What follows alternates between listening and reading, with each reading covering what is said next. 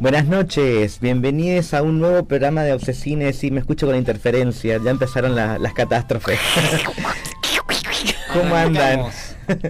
Bienvenidos a un nuevo programa de Obsesine, como todos los viernes de 14 a 16 por la radio 96.5. Nos pueden escuchar de manera online por universidad.com.ar también. Y si no nos pueden escuchar ahora en vivo, los pueden escuchar de manera on demand por Spotify o YouTube como Obsesine Radio. Estamos en agosto. Sí, en un mes caótico y como que me he demorado en subir a un par de programas, pero ya les contaré por qué. Pero ya me voy a poner el día, tampoco es que faltan tantos. Quien sí falta hoy es Tobías, que va a llegar un poquito tarde, ya enseguida va a llegar. Y acá tenemos presente, incluso llegó antes que yo. ¿En serio? Sí. Viste, cosas insólitas. Segundos. Va a temblar. Bueno, justamente hablando de eso. Miedo. Y por el otro lado, que veníamos en el mismo micro. Ajá. No, olvídate. Vengo en una. ¿Cómo andamos, gente? Vengo en una. Igual yo me sorprendí porque generalmente yo me venía en 125, me venía en el 120 ahora y no se llenó tanto. No, a esta hora es medio complicado que se llene igual. Bueno, mejor. Porque como hay muchas cuestiones de vuelven, no vuelven a clases, hay paro. Los viernes igual suelen ser más tranqui. Dependiendo del 120, la frecuencia que te agarres, más tranquila que la otra. Bueno, joder. Si venías en el siguiente, sí va a venir explotado seguramente. No, y ya llegaba tarde aparte. Pero quien sí llegó acá primero fue nuestra productora, que es Pau, que está ahí escondida por algún lado, porque estaba charlando con los nuevos pasantes. Hoy tenemos un último programa con Olivia, que estuvo 4 programas, contando el de hoy, tomando registro porque viene de la escuela de cine, donde también cursa Dante. Y tenemos en los controles al chiquito, que nos va a acompañar no solamente con las cortinas y todo, porque es el operador, sino que en las tandas vamos a escuchar canciones que tienen relación con el tema del día. Pero antes de decirlo, quiero que sepan que pueden comunicarse con nosotros a través del WhatsApp de la radio, que es el 2615-1275-65. También nos pueden escribir por Instagram si quieren, que es @obsesine, donde ya pusimos una story contando de qué vamos a hablar hoy. Yes, así es. De gatos. ¿Otra vez? No.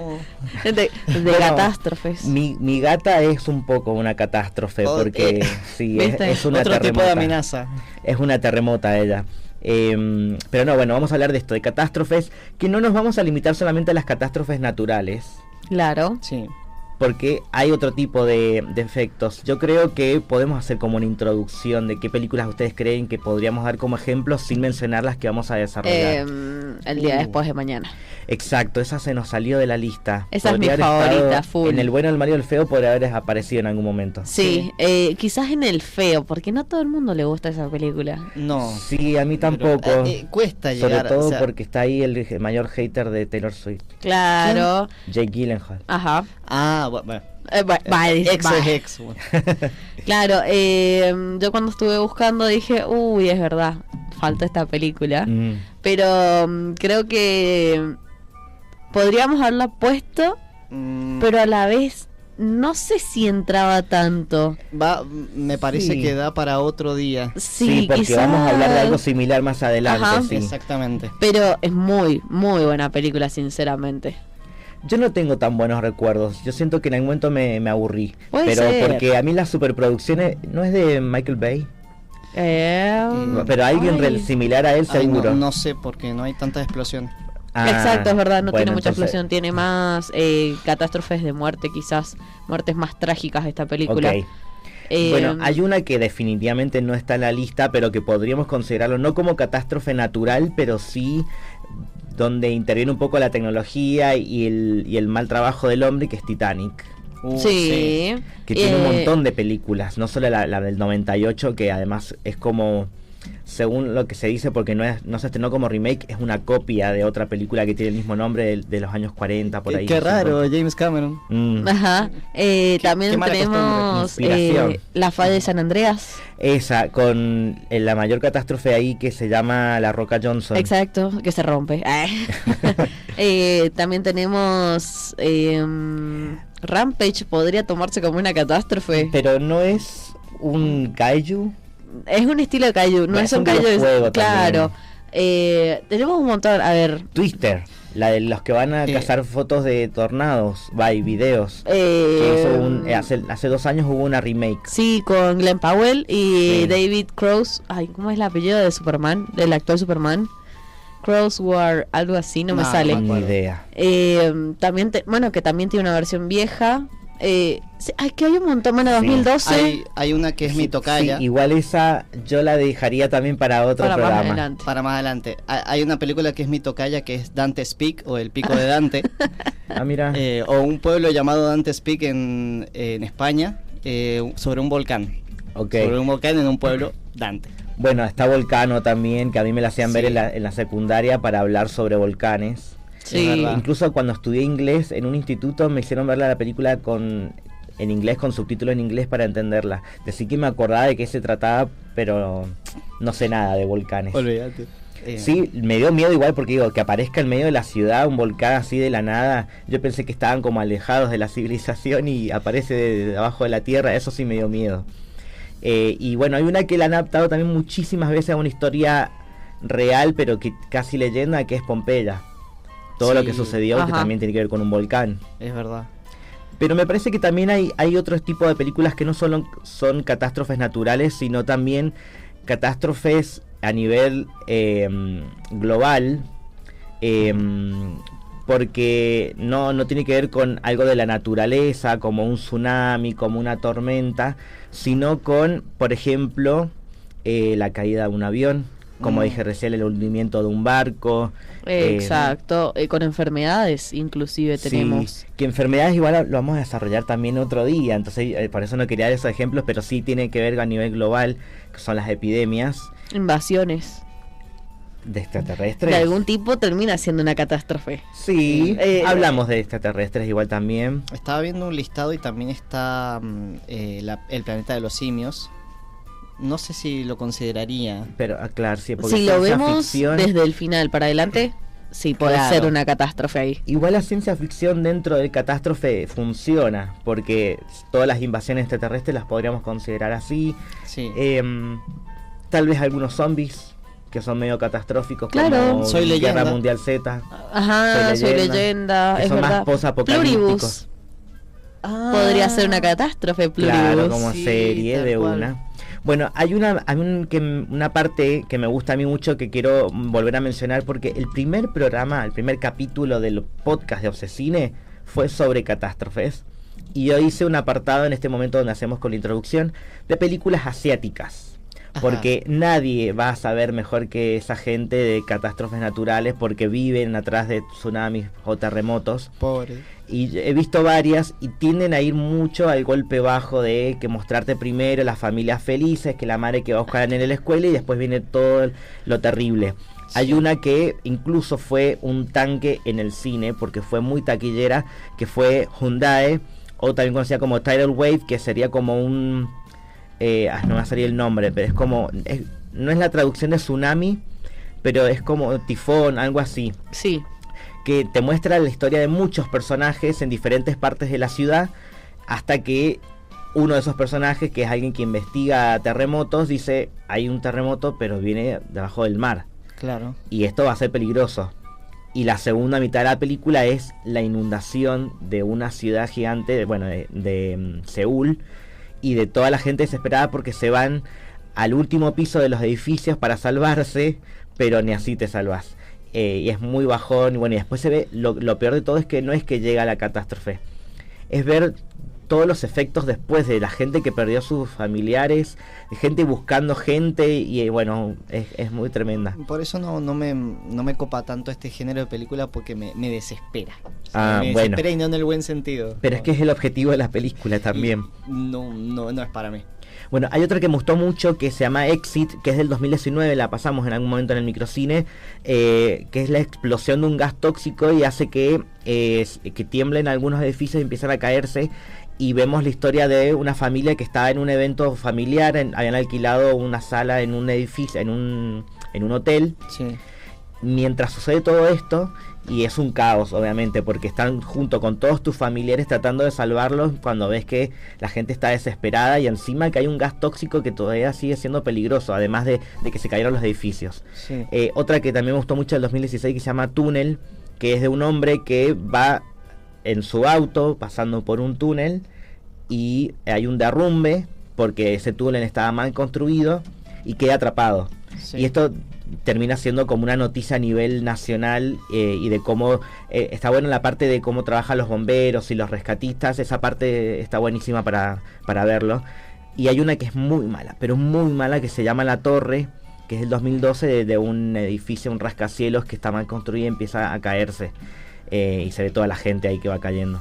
Ay, Dios. Hay una que me gusta mucho, que es de Paul Walker, que se llama Horas, que es una que creo que hay un tsunami, un maremoto, no sé qué, justo cuando la mujer da maremoto, eso era la palabra de Tidal Wave, gracias. Justo cuando la esposa da luz a su hija, la mujer muere en el parto y la hija la tienen que mantener viva artificialmente, y bueno, se corta la luz, todo, y es todo un tema para mantener a la hija viva, con generadores y así. Es posta muy buena, muy desesperante.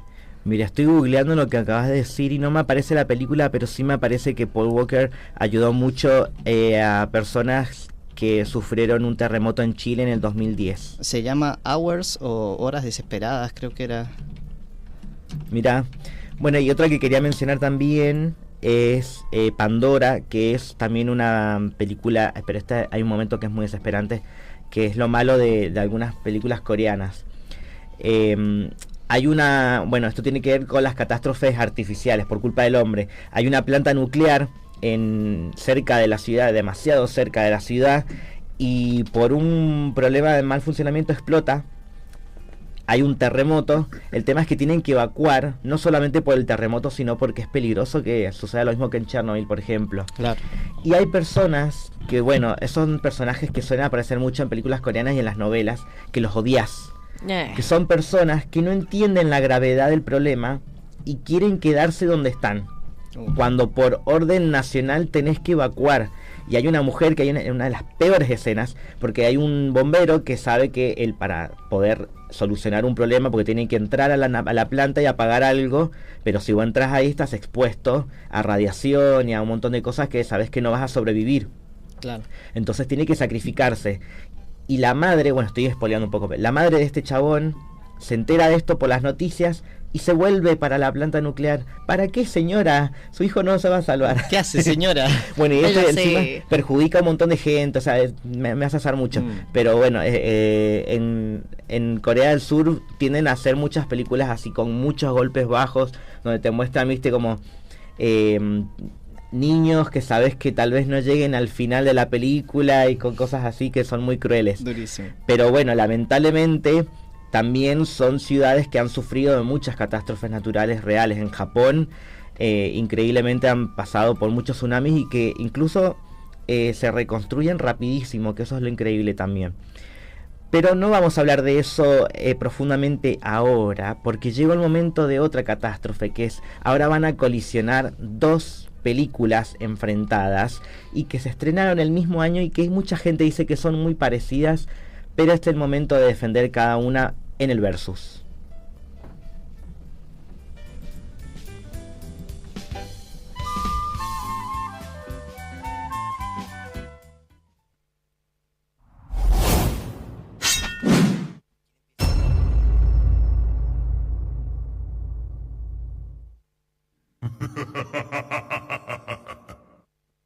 Fight!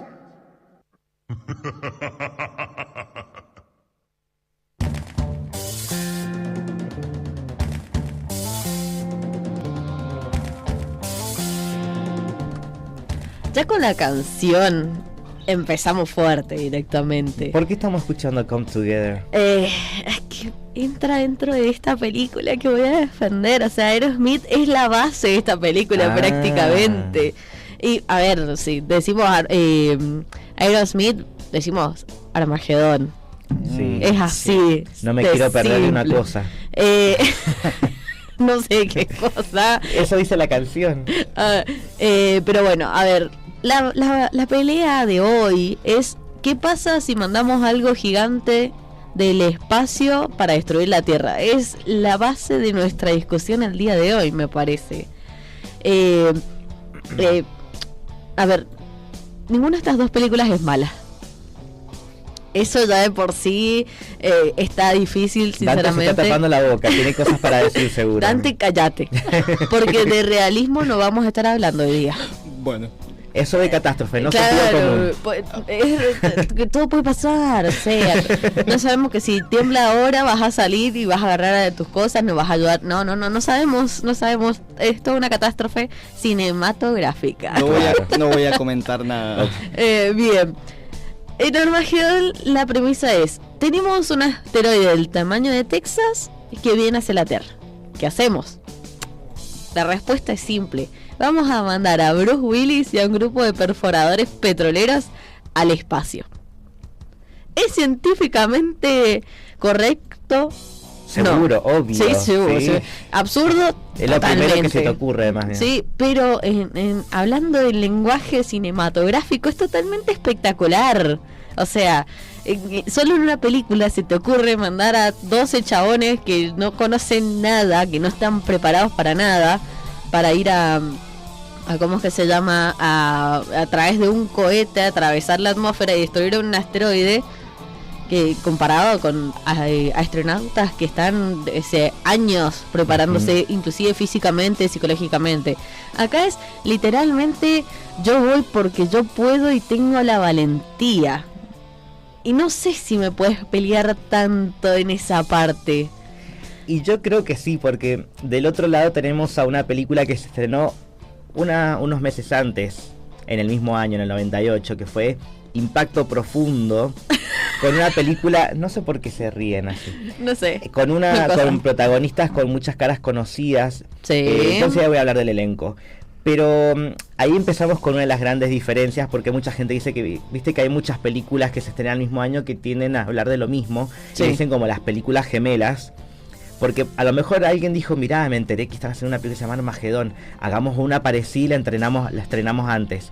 Puede ser, pero dijéramos, ¿y si nos ocurre que tal vez para salvar a la Tierra de un meteorito que viene, mandamos astronautas? Qué buena idea, ¿no? Gente que se entrenó para hacer esto. Tendría lógica, ¿no? Bueno, es lo que lógico, es lo que sucede. Pero no solamente eso, porque esta es una película donde no vamos a tener una canción épica, donde todo bien con Aerosmith, igual me encanta, lo fui a ver una vez a Buenos Aires y es lo mejor. Pero no es un problema con Aerosmith, y esa canción me acuerdo que se largó la lluvia y la gente empezó a llorar. Ay. Pero más allá de eso, lo que importa acá es que viene un meteorito a la Tierra. Sí. O sea, ¿quiénes son las víctimas? No es una historia de amor, toda la gente que vive en el planeta. Claro, entonces, los seres humanos. Lo que trata de hacer esta película es contar el punto de vista de muchos personajes. Es una película más coral. No hay un golpe bajo de este chico que se despide de su novia y también al suegro y qué sé yo cuántas cosas. Acá importa que primero que el presidente que está el presidente de Estados Unidos, porque obviamente que si hay catástrofe va a pasar en Estados Unidos. El mejor país del mundo, por favor. Como presidente. El asteroide tiene el tamaño de Texas. Claro. Esta es una de las primeras películas de una película taquillera en Hollywood con un presidente afrodescendiente que es Morgan Freeman, que después fue Dios. Es Dios. Así que por empezar. Mira, cuando tenés a Dios de tu lado. Y la película está dirigida por una mujer, que es Mimi Leder, que fue elegida por el productor de la película, que fue nada más y nada menos que Steven Spielberg. Sí, bueno. Que alguien que sabe mucho sobre ciencia ficción y no tanto de explosiones. Por suerte todavía no está en esta mesa, porque si no defendería a Steven Spielberg a capa y espada. Bueno. Es verdad, pero bueno, es verdad. Ya empezaste a tirar los elencos. Sí. Tiraste a Morgan Freeman, tiraste a la directora. Está bien. Empezó fuerte. Empezamos, teníamos una base para pelear. Yo tengo a Bruce Willis. El pelado favorito de todo el mundo. O sea, literalmente, es el único pelado que creo que todo el mundo ama. Tenemos a Billy Bob Thornton. Tenemos a Ben Affleck jovencito. Era un bebé en esa película. A Liv Tyler, por favor. Liv Tyler. Tenemos a Steve Buscemi, Will Patton, Owen Wilson. Son caras que... me había olvidado que estaba Owen Wilson. Sí, cumpleaños el mismo día que yo. Interesante. ¿Cómo era la palabra? Yo le iba a decir tacaño, pero no es la palabra tacaño. Tocayo, pero es porque tiene el mismo nombre, no tengo el mismo nombre. No, pero Tocayo de cumpleaños. Ah, mira. Claro, acá igual es verdad, vos decís que quizás los personajes son como muchas caras diferentes, además, pero bueno, acá lo que tiene que cada personaje también tiene una personalidad muy marcada. Tenés al chistoso, al llorón, tenés al que defiende, tenés al que se acuesta con todas, que encima que es refiero, pero se las tiene a todas por ahí, al que está siempre con la madre, no sé. Pero bueno, todo tiene sentido en esta película, todo convierte a un grupo totalmente memorable, que es petrolero, pero va a ir a destruir un asteroide y literalmente se convierte como una banda de rock espacial. Es toda la esencia que tiene Armageddon. Bueno, pero para eso prefiero ver la Guerra de las Galaxias. No. Los Guardianes de la Galaxia. No, bueno, pero no vamos a hablar de esa película porque tengo sentimientos encontrados. Y tengo a Michael Bay de director yo. O sea, claro, por eso, algo que había que reventar. Claro, o sea, yo cuando empecé a ver la película dije, sí, este es Michael Bay. Leí el nombre porque me encanta ese tipo de películas que comienzan con esa presentación, ese prólogo, y sale director Michael Bay. Y dije, voy a ver una película que seguramente tiene muchas explosiones. Y no es solo la explosión, sino que es el espectáculo de la explosión que arma Michael Bay. Tiene esas tomas de cámara tan giratorias que te hacen directamente que vos estás volando a través de esa explosión. Te hace sentir dentro de que estás en la misión espacial y estás yendo a destruir el asteroide con tu grupo de amigos y el flaco que se bajó a tu hija. Así de simple. Y además trabajó en fotografía con Josh Schwarzman, que lo entendió a la perfección.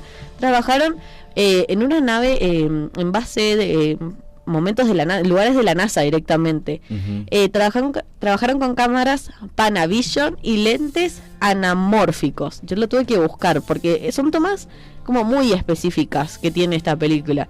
Y lens flares. Yo de fotografía sé muy poco, pero en lo que explicaba es todo eso que se utilizó para hacer solo las escenas de explosión más específicas y que se sintieran como atravesar la pantalla con la sensación de que vos estás ahí sin necesidad de tener un 3D. Uh-huh. Así te lo explico en lo más gaucho posible, para que entiendan cómo es la forma de trabajar de Michael Bay directamente.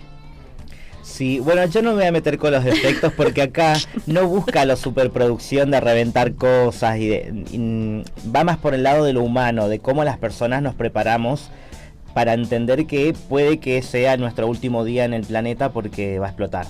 Claro. Entonces vamos a ver primero el análisis científico, porque vamos a ver científicos hablando de ciencia especializada.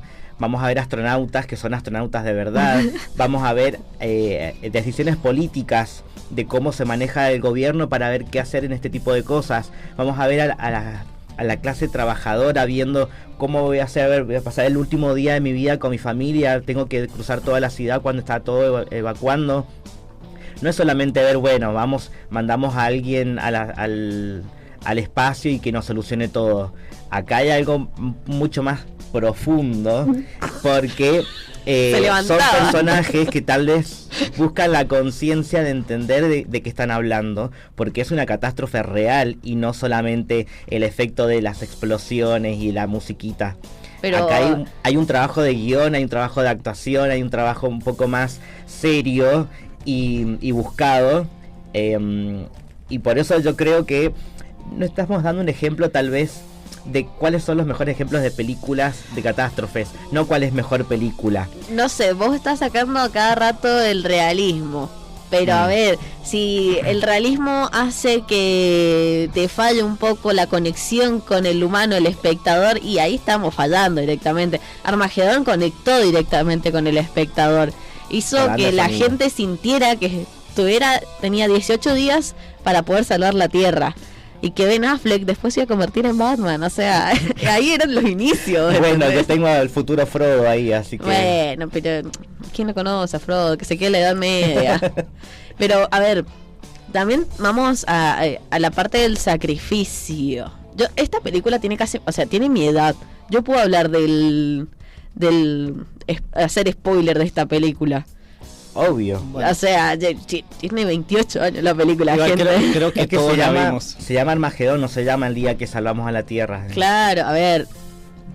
El final habla del sacrificio completo. O sea, Bruce Willis está en una situación sumamente comprometedora y dice: quiero que mi hija sepa que su padre murió haciendo lo correcto. ¿Y eso te lo va a decir un astronauta? No, él va a decir, no, pero en quiero que tampoco, el mundo, porque no viajan astronautas. No, quiero que el mundo recuerde que yo hice lo correcto. ¿Y a mí qué me importa el mundo si yo estoy abandonando a mi propia hija para poder tratar de darle un futuro? El astronauta lo hace porque es su trabajo, ¿entendés? En Armagedón habla de la persona común y corriente que se arriesga para salvar a los demás sin ningún propósito obligatorio. Pensalo bien, Armagedón sin Bruce Willis hubiera funcionado, porque tal vez Impacto Profundo no tiene caras tan conocidas como la otra que tiene Morgan Freeman. Bueno, pero no era el mayor protagonista y mucha gente no va al cine por él. No, tampoco lo contrario. Pero digo, ¿funcionaría igual? Mira, que no sé, no te lo puedo discutir. Sinceramente siento que Bruce Willis le da esa magia. Pero se ve que fue tan mágico que hizo $554 millones en taquilla. Bueno, Impacto como dijo Charlie García, miles de moscas no pueden equivocarse. Y hizo 349, o sea, le fue bien, bueno, pero a Armagedón, además la banda sonora, o sea, que en el momento del sacrificio te suene I Don't Miss a Thing de Aerosmith, es como... Bueno, yo creo que funcionó más para poner esa canción en cumpleaños de 15 cuando entra la quinceañera. Es verdad. Que Impacto Profundo terminó siendo una película de culto. Armagedón la vez cuando en Telefe la pasan algún domingo porque no tienen programación.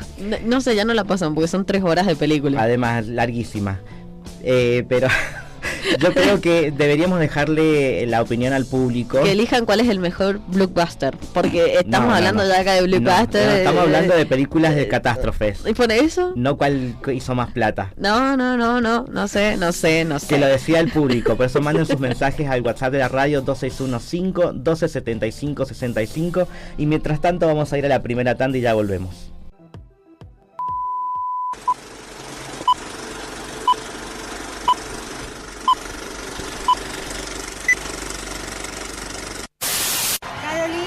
Especialidades 8 de la mañana.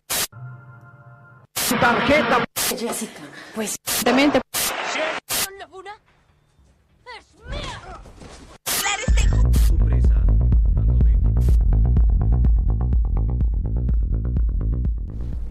Nos quedamos con Dante pensando, ¿y esa música qué? ¿De dónde salió? ¿Qué pasó? Es que llegó el momento de dar ejemplos, dimos muchos ejemplos de películas.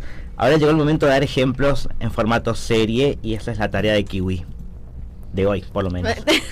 Estamos al aire, sí. Estamos al aire. No, igual sí, me di cuenta que estamos al aire, pero pensé que iba a sonar no me sale el nombre. ¿La banda de sonido? No, La cortina. La cortina. ¿La estamos escuchando? No, no es la cortina, es el separador, ahí está. Ah, pero también lo escuchamos. ¿También lo escuchamos? Ay, pero yo no, si tenía los auriculares puestos. La estabas diciendo incluso en vivo. Ah, ¿verdad? Disoció fuerte.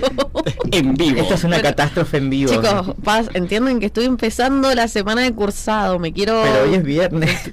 Acaba de empezar mi semana, no sé, no tomaba suficiente mate, eso pasó. Pero bueno, a ver... Retomando, rapidito. Tenemos en el ejemplo de hoy, Japón se hunde 2020. Ay. Es una serie de Netflix, así que acá no vengan como que, no, ¿y dónde la puedo ver? Es Netflix. Todo el mundo tiene Netflix, todo el mundo piratea Netflix, está ahí. Son 10 capítulos, duran 25 minutos aproximadamente cada uno. Es muy ligera para empezar a mirar, sinceramente. Y está basada en la novela Japan Sings de Saikyo Komatsu. En 1973 la estrenó.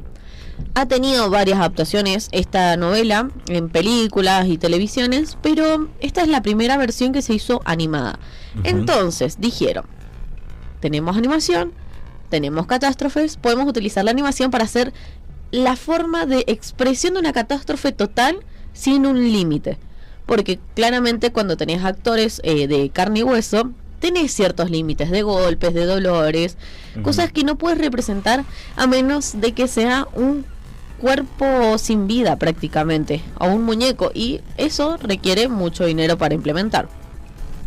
La producción estuvo a cargo de Science Saru, un estudio conocido de animación que más o menos trabaja todas estas dinámicas explosivas y dinámicas. La verdad que no conocía yo el estudio, me impactó la forma en que se manejó. Y les quiero contar un poquito del primer capítulo directamente, como para a ver si les interesa aún más entender de qué se trata. El primero se llama El principio del fin y arranca de una manera engañosa, como suele hacer toda la cultura japonesa con sus películas de catástrofes. Es la vida cotidiana. Tenemos a Ayumu, una adolescente de 14 años que practica atletismo para competición nacional directamente, así de olimpiadas. Su hermano menor llamado Go, que es un fanático de los videojuegos. Tenemos a su madre Mari, que es una ex nadadora, y a su padre Koichiro, que es un experto en todo lo que es iluminación y demás. Se encontraba trabajando en preparar un escenario en un estadio él, en el momento de que inicia todo. Es una familia bastante común, tranquila, normal, como fuéramos todos ustedes en su casa. Y ahí, de la nada, hay un silencio específico. No es como cuando está Mendoza en la siesta. Un domingo. Claro, es un silencio específico que, por lo menos a mí, cuando lo sentí, es un silencio que resuena sumamente fuerte. Decís, algo está por pasar. No sé si les ha pasado. Sí. Igual me hiciste acordar a algo de Capusotto cuando algo está por pasar, está por venir. Cuando es ese pequeño silencio y de la nada la Tierra comienza a moverse muy, muy fuerte. Empiezan a aparecer los parámetros de los terremotos y es de 7, que es de los más fuertes. Dice, bueno, atentos que puede haber una réplica. Y de la nada esa réplica hable la Tierra completamente, que llega a aparecer de 8 o 9. Sucede así, que no te da tiempo a respirar o decir, me pongo las zapatillas o me abrigo, agarro el celular, nada. Directamente la Tierra se mueve y no te deja escapatoria. Eso sucede en los primeros minutos de este capítulo, sinceramente. Es intentar sobrevivir en el momento en el que tus pies no están tocando el suelo. Estás en el aire, está volando todo, están tus compañeras sangrando, clavándose entre medio de los muebles, estás tratando de esquivar que un escombro te caiga encima, todo eso. La familia tiene que sobrevivir. Y yo me pregunto, ¿qué harían ustedes si están...? Bueno, así, sobreviví el día de hoy. Con ejemplo y todo, Justamente. No hay presidentes, no hay científicos, no hay héroes en esta película, sino es una familia... Una serie. En una serie, perdón. Es una familia que tiene que sobrevivir a la catástrofe más grande que Japón ha vivido. Me hace acordar mucho con tu descripción a 100 pies descalzos. No sé si la vieron. Sí, la vamos a ver dentro de poco en el microcine. El miércoles que viene. Hiroshima. Sí. Claro. Hiroshima, justamente. Es algo así. O sea, de un desastre totalmente fuerte. Para deprimirse. Yo digo que no se encariñen con los personajes. No. Siempre pasa lo mismo. Yo me encariño, dije, yo ya no voy a mirar una serie sin amar a ningún personaje. Si con eso les pareció poco la descripción, yo les digo que vayan a Netflix y vean los 10 capítulos que tiene. Es espectacular. Se van a quedar con la boca abierta casi toda la temporada. Es así. La animación te muestra lo más crudo de un terremoto, lo más crudo de un desastre y lo más crudo que puede hacer el ser humano intentando sobrevivir. Así que yo se los dejo ahí. Véanla, tengan paciencia y nada, siempre tengan su mochilita de rescate porque no sabemos cuándo puede suceder. Sí. ¿Cuántos capítulos dijiste que serán? 10 25 capítulos. Minutos, le salcás el opening y el ending y tenés menos de 20 minutos por capítulo. Lo ves de corrido en un día si querés. Totalmente. Y además, como decía, está en Netflix, así que es fácil de encontrar y es una recomendación además también, porque no fue tan conocida, pero porque también en el 2020, que fue cuando se estrenó, ¿no? Veíamos muchas cosas, incluso aprovechamos para ver cosas viejas que... Sí, yo aproveché a ver películas comfort. Contagio, contagio de epidemia, me vi todo ese tipo de películas. Bueno, te querías torturar, yo hice todo lo contrario, me puse a ver The Office. Se alimentaba la paranoia. Obvio, como se debe. Bueno, así como vimos un ejemplo en formato serie, llegó el momento de traer, y la voy a defender de por qué vamos a traer este ejemplo, en formato película argentina para Editados con Alambre.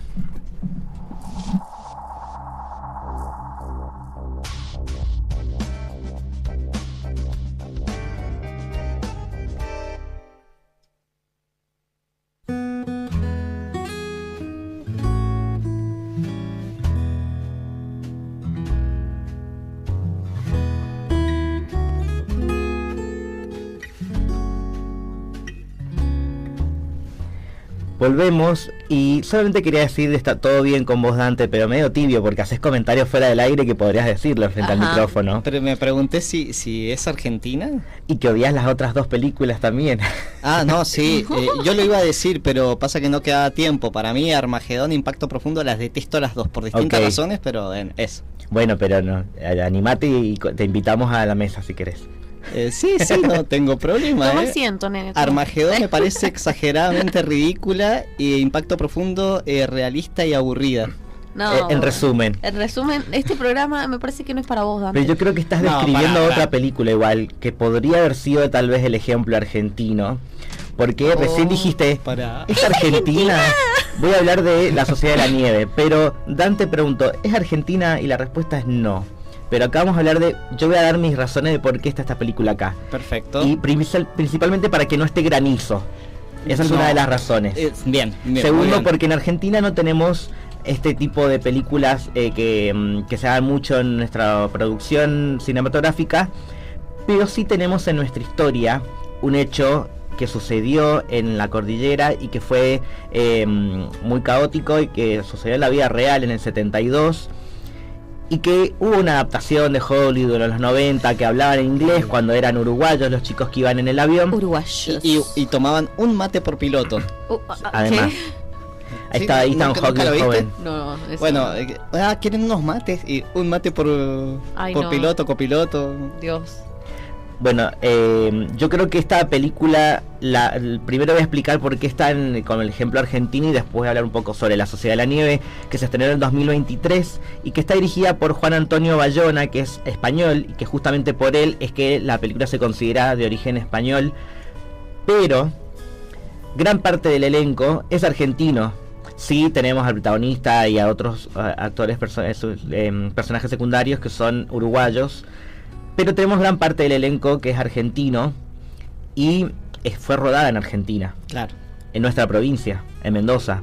Aquí en casa. Y que todas las escenas donde se ve la montaña fueron filmadas y coordinadas por nada más y nada menos que Alejandro Fadel, que es el director de Muere, Monstruo, Muere, que es mendocino, que es de Tunuyán, y que él fue considerado para este rol porque Bayona ha hecho películas como, bueno, no quiero adelantarme, pero él ha dirigido películas como Lo Imposible, ya había trabajado con tragedias, con catástrofes, pero en este caso, como él nunca había trabajado en una montaña y no querían que fuera como la película de Hollywood que le hicieron en Canadá, en ningún momento vinieron para acá, dijeron, bueno, hablemos con un experto. ¿Quién ha filmado en la montaña? Alejandro Fadel con Muere, Monstruo, Muere, por ejemplo. Entonces todas primero los planos de las montañas que fueron tomados específicamente para esto, no sacaron de documentales ni nada, fueron hechos para la película. Y muchas escenas, no todas obviamente porque no podían exponer al elenco todo el tiempo al frío que hace en la montaña, lo coordinó él. Quien tomó las decisiones estéticas de cómo iban a ser los planos fue Bayona, pero la parte técnica estuvo Fadel ahí. Lo escuché en un podcast, además hablando en Hoy Tras Noche, lo entrevistaron para hablar específicamente de todo su rol y de cómo él sabía incluso cómo coordinar el trabajo de los equipos técnicos en la montaña, porque es bastante caro, porque tenés que llevar generadores de electricidad, tenés que tener al elenco que no se congele y un montón de cosas que la película lo requirió, y que creo que por esto también tuvieron la posibilidad de llegar con nominaciones a los Oscars. Estuvieron en Alfombra Roja cuando se estrenó, cuando fue la premiación del 2024, creo, si no me equivoco. Y además que esta película despertó muchas cosas. Primero, de volver a hablar sobre esto, del debate de si estuvieras en esta situación en la cual estás en la montaña, en la cordillera, no podés bajar, todavía estás esperando, no han venido a rescatarte, pasaron varios días y no puedes morir de hambre, no tenés comida, ¿tomarías la decisión de comerte a alguna persona? Porque está el cuestionamiento y que dicen primero no tenés su consentimiento, hasta que después lo empiezan a ofrecer. Miren, si yo me muero, tienen mi consentimiento para que ustedes no se mueran. Es que ¿cómo le conseguís el consentimiento a alguien muerto? No, aparte es una situación de vida o muerte. Claro, es una desesperación, porque si no, o sea, tenés muchas razones. Además que uno de los sobrevivientes estudiaba medicina y entendía que si pasaban los días iban a empezar primero a enloquecer antes de terminar agonizando. Y bueno, es lo que sucede, que además hay algo muy noble en la película, que es cada vez que suceden las muertes, se van poniendo los nombres y las edades en la pantalla para recordar y conmemorar a todos los fallecidos en esa tragedia, principalmente porque hay parte de la narración que está hecha por uno de los sobrevivientes, porque entrevistaron a alguno de los sobrevivientes para poder corroborar muchas cosas que se llevan en la película, no tanto como la otra que ni me acuerdo cómo se llama. Viven. Sí, pero fue una dramatización hollywoodense, sí, Viven, y muy morbosa. Sí. Y además que, primero que hablan español, hablan como la mayoría como argentinos, ya sé que los uruguayos no son argentinos, pero tienen el acento muy porteño. Somos hermanos. Provincia rebelde. Pero además, bueno, hago un paréntesis. Algo que despertó también fue por el interés del público argentino en ver una película hecha acá y de un suceso que pasó en Argentina, y de contar un poco de la historia, de ir para atrás y decir, mira, esta tragedia sucedió acá. Pero también despertó el morbo. Sí. Y no sé si ustedes sabían, pero se inundaron de fanfictions, de historias de BL entre los personajes, donde mezclaban la historia real con la de los actores. Ay, no. Porque obviamente que shippeaban a los actores, sí, con los nombres de los actores, no de los personajes. Bueno, uno de ellos es modelo, ahora les voy a decir el nombre porque es uno de los Agustín Pardera, no, Agustín de la Corte, no me acuerdo el nombre, pero es modelo uruguayo, ya le voy a encontrar el nombre. Hay un chico que también estuvo en una serie de una tira de Telefe, que es Jerónimo Bocia, bueno, Juan Icar, que estuvo en Gran Hermano, el protagonista Enzo Bogrinsic, que él es uruguayo y que es justamente el que más shippearon con casi todos. Louta, que tenía un personaje ahí chiquito, y justamente por recomendación de Alejandro Fael, en el elenco aparece también con un personaje muy chico, Esteban Bigliardi, que aparece en la película de El Monstruo Muere. Sí. Él es argentino, incluso está en la película de Los Delincuentes, en varias películas. Hay como una mezcla ahí. Yo creo que Argentina tiene mucha presencia, no en la producción, pero sí en gran parte de la película, además de la historia. Y más allá de todo lo que sucede, yo creo que nos llena de orgullo también que este tipo de producciones se puedan hacer acá. Más allá de que el director viene de otro lado, él tuvo también la nobleza de decir, bueno, voy a traer, porque gran parte del equipo técnico es argentino, sí, los que estaban detrás de cámara, y eso también es importante.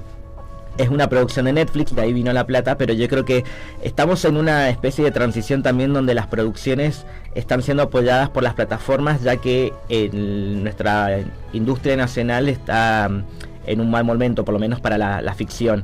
Entonces, para mí fue una buena opción, además de que en algunos lugares se pudo ver en pantalla grande, justamente para poder aplicar a las nominaciones de los Oscars.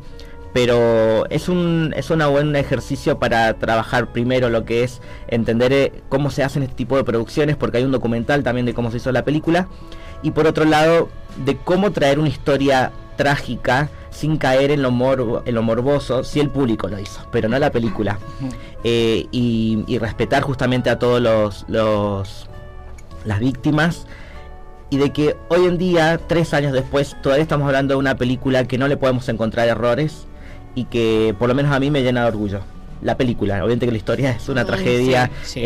Pero está muy bien hecha, entonces se le tiene mucho cariño. Y no sé si querían decir algo porque se quedaron en silencio. No sé, es que no. Yo no he tenido la oportunidad de verla. Claro. Yo vi Viven en su momento en la escuela, me hicieron verla inclusive. Fue medio turbio que me hicieran ver en la escuela. Pero es que empezás a tratar, ¿cómo tratás estos temas en la tele sin mostrar lo que verdaderamente pasó? Si las mismas víctimas te lo están contando y que ellos tuvieron esa discusión, ¿por qué vos te crees con el derecho de que no deberían contarlo? Pero si ellos lo quieren contar, lo cuentan. Es como, lo bueno es que en esta película sí tomaron mucho en cuenta la perspectiva de las víctimas, estuvieron más presentes, más activas, y no solo que se basaron en un libro de que leyeron de que podría ser un sobreviviente de la catástrofe. Aparte, como que la otra adaptación se enfocó más en el hecho de lo que tuvieron que hacer para sobrevivir, más súper morboso que en el hecho de la tragedia en sí. En todo lo que vivió y el post, cuando fueron rescatados y demás. Bueno, acá se ve mucho también el efecto de cómo, además de lidiar en la situación, que además de que cae el avión, sufren 2 aludes, o sea, no es que cayeron en la ciudad y bueno, y hubieron víctimas, o sea, cayeron en medio de la nieve, después el deshielo y bueno, todos los problemas que tuvieron, sino también el apoyo psicológico que no tenían en ese momento, y de cómo tenés muertos congelados al lado tuyo sin poder hacer nada. Porque bueno, lo pensás mucho tal vez de las películas de terror o de zombies, pero en la vida real no te pones a pensar si te llega a pasar una cosa así, porque no podés ni siquiera enterrarlos. Claro, de golpe decís, ay no, yo no como gente. Pero cuando estés en el momento, no sabes. Bueno, es algo que justamente se cuestiona todo el tiempo en uno de los personajes, y que tiene sentido, pero también creo que termina entendiendo de que él tiene que sobrevivir no solamente por él, sino para ayudar a los demás, porque cada vez son menos. Claro. Bueno, yo se los dejo entonces como ejercicio para que vayan y visiten. Está en Netflix también, para que la vean, La Sociedad de la Nieve. Y después me cuentan qué les pareció. Yo creí que la habían visto, porque fue... No, aún no tengo la oportunidad. Me acuerdo cuando se estrenó que muchísima gente hablaba de esto. Y bienvenido Tobías, que llegó finalmente. Vamos. Ahí te escuchamos. Sí, espero que no me hayan escuchado moverme mientras leo. No, se escuchó el codazo de Dante nada más, recién. Bueno, vamos a hacer una cosa, porque ahora vamos re bien con el tiempo. Vamos a ir una nueva tanda, vamos a escuchar una canción que tenga que ver con catástrofes, sin faltar el respeto. Recién escuchamos Tsunami, pero era un tsunami electrónico. Ajá. Y vamos a ir a una nueva tanda y ahora volvemos.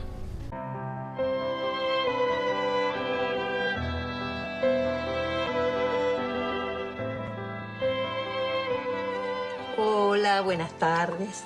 ¿Cómo les va? Vamos a ver esta historia increíble. Me acompañan.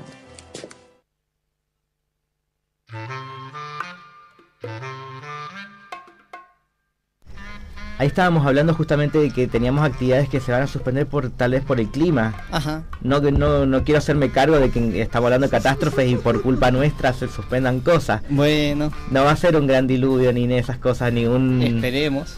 Ni una tormenta, esperemos que no, pero bueno, todavía estamos en invierno. Somos la mufa. No, porque cuando hablamos de zombies no vinieron zombies, así que... No pero, sabemos. Mira, lo que definitivamente no nos podemos hacer cargo es de que llegue un tornado lleno de tiburones. Eso no va a pasar. Así es. Como me gusta esta sección, por favor. Me di el lujo de revisitar un clásico moderno. Según yo, ojo. Antes de explicar voy a dar una pequeña intro, un poco dijo Cero. Después del estreno de Jobs, Tiburón de Spielberg, comenzó una sobreexplotación de películas con tiburones asesinos. Como Bacalao. Que no duró mucho. Pero esta saga marcó el inicio de una segunda era dorada del Sharksploitation basada en el absurdo digital y la obvia comedia intencional, porque ¿quién puede dudar que esto es una comedia? ¿Qué tienen que ver los tiburones con las películas de desastre? Yo les digo, si les parecen peligrosos los tornados, ¿qué tal un tornado de tiburones? Yo prefiero morir. Es una tormenta de facha. Exactamente. Porque esta es la premisa de esta horrible y a la vez brillante película de Asylum, que ya voy a hablar un poquito de esa productora. Esta película se sitúa en una playa, no me acuerdo en qué estado estábamos situados, pero nuestra protagonista tiene un bar, todo muy normal, hasta que un día empiezan a aparecer demasiados tiburones en la playa. Es como raro porque no es normal. empieza a haber una tormenta, entonces todos dicen, bueno, se viene una tormenta fuerte, ¿no? Hasta que vuela un tiburón por la ventana, quiere atacar a una chica, un tiburón con un CGI muy malo, que vos no te puedes creer que alguien escape de eso. Entonces el dueño de este bar, ¿no?, va a ir a buscar a su ex esposa y a su hija, que por supuesto lo odian, con un grupo de personajes que van a morir de una forma muy ridícula, a contar uno que otro chiste incómodo y vos te querés matar más o menos. Intentan hacer una especie de diálogos de la vida cotidiana como Tarantino, pero sin la escritura de Tarantino. Obvio. O sea, y la relación entre los personajes también es muy rara. La ex del tipo aprovecha cada ocasión para decirle lo mal padre y lo mal esposo que fue durante toda la vida de sus hijos. Hay personajes que aparecen, tiran un chiste y ¡pah!, se mueren irónicamente. La pantalla verde se nota muchísimo, pero les juro que se nota muchísimo. Hay otro detalle que es puramente de dirección, errores de dirección, cortes que no deberían estar ahí, elipsis que son inentendibles. Y bueno, al final se arman con de todo tipo de armas, hasta una motosierra, de toda. Hay muchísima acción. El tiburón se come a uno, sale con la motosierra. Es buenísimo. Es buenísimo, les juro que me divertí la 1:26 que duró la película. Porque no te la podés tomar en serio. Si te la tomas en serio y esperás algo con un peso emocional o dramático, perdiste. Yo creo que no puedes tomar nada en serio si está entre los protagonistas Tara Reid. Justamente. Y si es producida por Asylum, empecemos por ahí. Bueno, también. Y por supuesto está de más decirles que amo esta saga, porque es perfectamente consciente de lo mala y de lo absurda que es. Y a partir de esta película no solo apareció la otra era de la Sharksploitation, como ya expliqué, sino que fue la explosión de la ridiculez. Y propició películas como Avalanche Sharks, o sea, avalancha de tiburones, Sharkula, que es un Drácula, eso es un tiburón vampiro, hecho con cartones. También hay un tiburón de 6 cabezas, creo. Hay un tiburón de 6 cabezas, el tiburón de 5 cabezas, y está el Ouija Shark, o sea, el tiburón fantasma. Y está otro que es el tiburón de arena, que va por el desierto. Bueno, tenemos muchísimos tiburones, pero ninguno son tan icónicos como los de Sharknado. Obviamente todas estas películas están conscientes de su propia ridiculez y por eso me encantan. Y si tengo que hablar un poquito de la productora, The Asylum fue fundada en 1997.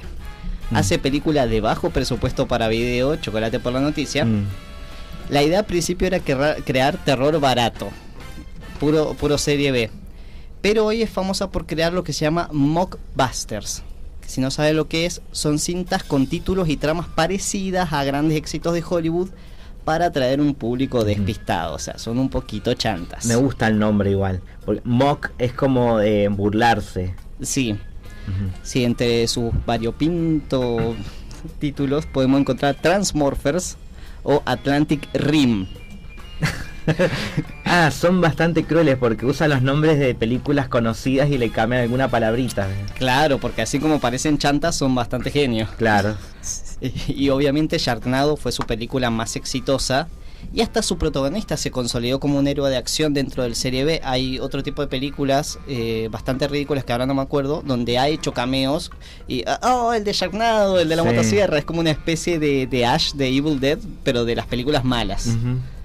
Ahora cuentan con su propio servicio de streaming, por si están tan mal de la cabeza como yo y quieren ver esta y más películas, pueden ir a The Asylum Movie Channel y ahí gratuitamente la van a poder ver.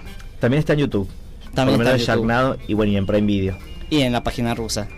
Eso ahí seguro. Obviamente. No tengo mucho más para decir de esta película. No le puedo sacar mucho más que burlarme, que reírme. Estoy viendo que tienen un montón de películas, porque llegaron hasta la quinta en el 2017 y en el 2018 estrenaron el último Sharknado, que creo que viajan en el tiempo en esa. Sí, todo se podía poner más loco. Faltaba algo. Pero que no les sorprenda. Que no les sorprenda y que no les sorprenda la cantidad. Vos me preguntás una premisa con un tiburón, ponerle la más ridícula, la más aleatoria, y yo te voy a decir, sí, existe. Bueno, igual rescatemos algo, son creativos los guionistas. No, por supuesto, por eso hay que disfrutarlas, no hay que pelearse con este tipo de películas porque justamente están hechas para la ridiculez. Y acá estoy viendo que hay una en el 2010 que se estrenó, que se llama Sharktopus, que es un pulpo con cabeza de tiburón. Sí. Y en una, creo que era el tiburón de 5 cabezas que salía Danny Trejo. Sí, y es la famosa frase de chinga what. Sí, oh Dios mío, qué chinga what. Bueno, se han enfrentado a dinosaurios también, los tiburones, han hecho de todo en esa. Sí, los tiburones son un villano tan elegible, a pesar de que en la vida real no matan tantos humanos, no se dedican a matar humanos. No, las ballenas son más peligrosas en la vida real. Sí, totalmente. Pero bueno, gracias a Spielberg nos diste un montonazo de películas malas, pero a la vez muy buenas. Y bueno, ya estábamos hablando, no sé si es malas, porque viste, tiene todo su público Sharknado también, por algo llegaron a una saga tan larga. Sí, por eso me gusta mencionar las películas tan malas que son buenas, como The Room. Claro. Es una eminencia para mí. Porque no es fácil hacer una película mala y que sea entretenida. Sí. Es un desafío, porque si es mala y aburrida, moriste. Ser tan malo es un talento. Eso, totalmente. El amparte. El amparte es el arte de no tener talento. Bueno, pero ya dimos un ejemplo ahí tan valiente. Ahora sí vamos para lo que nos gusta, creo, la mayoría de la mesa, que es Hollywood con Hollywood, sí.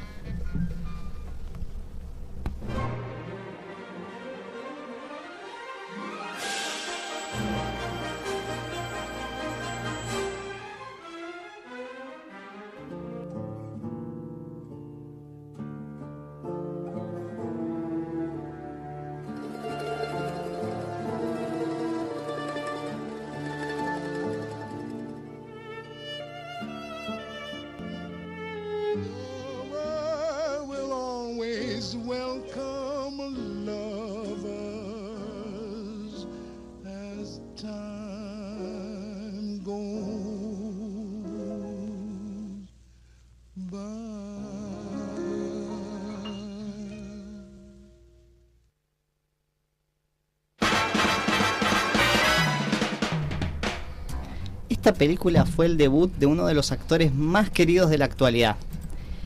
Fue el primer protagónico de un jovencísimo Tom Holland, el cual actúa increíble. Estamos hablando de Lo Imposible, película del 2012.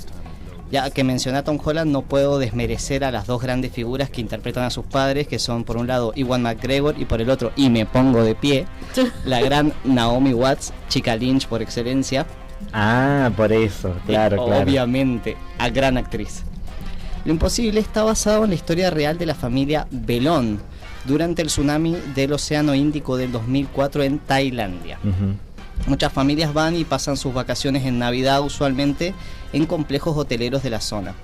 Bueno, en una de estas familias, conformada por María, Henry y con sus hijos Lucas, Tomás y Simón, están en la piscina del hotel cuando se ven sorprendidos por una ola gigantísima. Y ustedes se imaginan en una situación así, está en una pileta y viene tremenda ola. Que te vas de vacaciones a Tailandia y te agarra un tsunami, o sea, qué mala suerte. La verdad. Bueno, esta ola arrasa el complejo turístico donde se alojan, los arrastran, y mientras la ola los arrastra, María se agarra a una palmera, pero ve como su hijo mayor es arrastrado, por lo que se suelta y va en su ayuda, sufriendo varias heridas de consideración en el pecho y una pierna. Así que nos vamos a dividir entre la pobre madre que necesita recibir atención médica, el pobre chico que es un niño apenas, que lo mandan a buscar sobrevivientes para que se puedan reunir con sus familias, el padre por otro lado, los otros hijos por otro lado, hasta que todos se encuentran. Es un enredo en el que la pasé mal. La pasé bastante mal, pero a la vez me encantó. Yo creo que lo mejor de la cinta son sus actuaciones. Te transmiten realmente la desesperación, la desesperanza, el miedo. Bueno, ¿qué más decir, no? Bueno, esta también es una película española, justamente porque fue dirigida por Bayona también. Sí. Y escrita por Sergio Sánchez, con un presupuesto íntegramente español de 30 millones de euros. Está por ahí el presupuesto, pero el resultado fue muy bueno, muy creíble. Esta familia que sufrió la catástrofe también es española, y fue cuando María Belón, que fue superviviente, explicó los hechos en una entrevista de radio del 2007, y nunca se imaginó que una de las oyentes era la productora Belén Atienza, y cuando esta le explicó a Bayona la historia, decidieron ponerse en contacto con Belón y para rodar la película. La verdad que la tensión constante, vos la viste, ¿no, Cero? Sí, desespera porque primero que vos ya sabes, en la cartelera se ve que viene un tsunami, ya sabes de qué se va a tratar. El tema es que no te esperás que el protagonista sea el niño, y obviamente que los padres también aparecen porque son dos caras muy conocidas, pero que se vea la desesperación de alguien que no sabe qué hacer, que está en otro país, que perdió a sus hermanitos también, que son chiquititos, y que encima yo cuando la vi ya conocía a Tom Holland por Spider-Man, entonces lo veo, mira qué bien que actúa, pero además te desesperaba porque en ningún momento sabes, a no ser que conozca la historia real, no sabes si va a llegar al final, si se va a encontrar con la familia, qué va a pasar. Claro, decir que todo terminó bien, pero yo ya estaba pensando ya la madre, adiós. Sí. Es que te daban como esas pautas en la película. Yo me acuerdo que la vi meses después que se estrenó, ahí conocí a Tom Holland yo, y la pasé muy mal con esa película, o sea, toda mi familia cuando la vimos encima en familia, fue como, ¿para qué? Durísimo. Para terminar llorando. Claro, sí. todos llorando, abrazados, diciendo, ¿qué pasaría? Sí, lo planeabas, pero llegaba el momento y literalmente eras el personaje de Tom Holland tratando de sobrevivir y viendo si es que en el camino encontrabas a tu familia. Sí. O sea, si bien tenía el objeto principal eso, escuchar voces, decir, y si no, y aceptar de que quizás están muertos, que lo más probable era que estuvieran muertos, era como ese juego de decir, bueno, esta no están, es el gato en la caja de Schrödinger. Schrödinger. Es sí. curioso porque ayer vi también una película donde el padre de familia era Ewan McGregor. Mira, El final de la calle Oak también es de Sí. catástrofe, pero esta vez no es un tsunami, sino que es una época prehistórica. Aparecen dinosaurios en el barrio. le pasa de todo, Ewan McGregor. Sí, totalmente. Cada vez que lo veo es hello there. Bueno, yo obviamente que quisiera que fuera mi padre no lo digo con ninguna connotación en doble sentido, en una película. Que igual McGregor tiene ya ¿cuántos años? Está llegando a los 50. Tiene 50 y algo, Es como seguro. Chayanne. 50 y De está una. con Mary Elizabeth. Siempre cae bien. ¿Cómo era? Mary Elizabeth Winstead. Ah, mira. Bueno, si querés te cuento dos cositas, dos curiosidades. A ver. Porque viste que, no sé si ustedes siguen a Tom Holland en las redes sociales, pero él Sí. hacía mucho contenido con sus hermanos menores. Tiene dos hermanos menores que aparecen en la película, en personajes tipo extras. Sí. Y bueno, y ahora mencionamos recién una película, ya lo conocemos más por ser Spider-Man en el MCU. Hace muy poquito se estrenó Brand New Day, la nueva película de Peter Parker. Y tiene una nueva inteligencia artificial con la que charla. Sí. Y esa voz, ¿sabes quién la hizo? No. Naomi Watts. Y Total. le mandó un mensaje a Tom Holland felicitándolo por la película y porque obviamente se conocen desde Lo Imposible. Me pongo de pie. Con buena más ganas voy a referencia. ver Spider-Man, El dice. día que Naomi Watts gana un Oscar. No, ya lo ganó. ¿O no? No.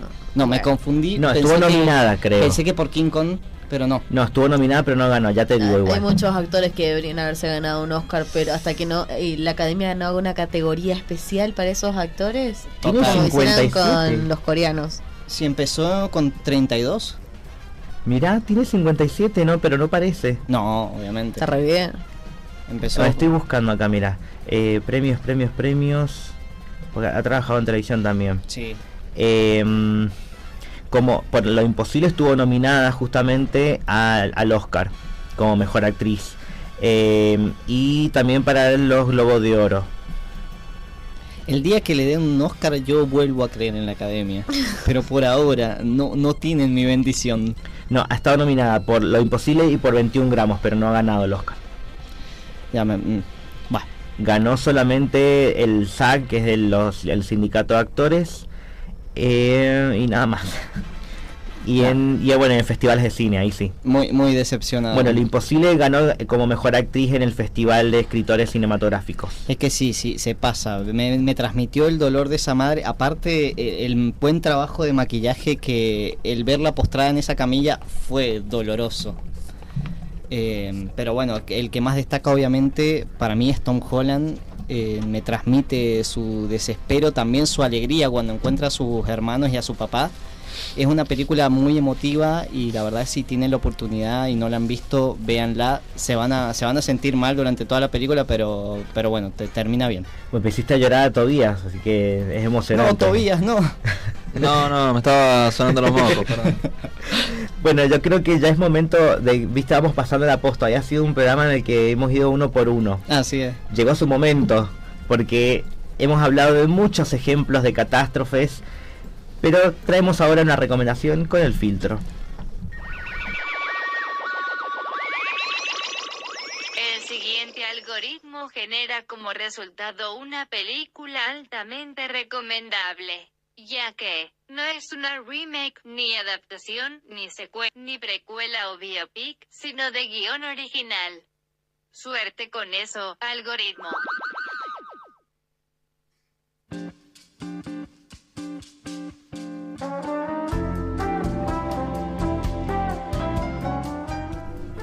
El algoritmo intentando entrar el mate. Ah, claro, Ahí con está. razón estábamos demorando para entrar.